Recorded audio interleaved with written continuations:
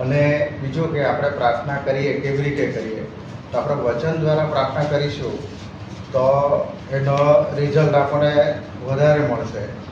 એટલે મારા ગત દિવસમાં બન્યું છે એવું, એટલા માટે હું કહું છું કે મારું એક કામ હતું, તો હું એની પાછળ લાગી રહ્યો કે પ્રભુ મારું આ કામ કરવાનું જ છે. તો હું વચન દ્વારા પ્રાર્થના કર્યા જ કરી અને સાંજ સુધીમાં મેં રિઝલ્ટ લાગ્યું એમ કે ચાલે પ્રભુએ મારું કામ કર્યું. એટલે આપણે વચનથી પ્રાર્થના કરીએ તો પ્રભુ આપણું સાંભળે છે અને આપણું કામ જલ્દી થાય છે.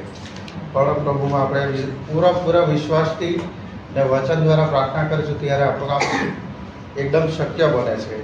તો હું જ્યારે પ્રાર્થના કરું છું ત્યારે વચનથી પ્રાર્થના કરું છું.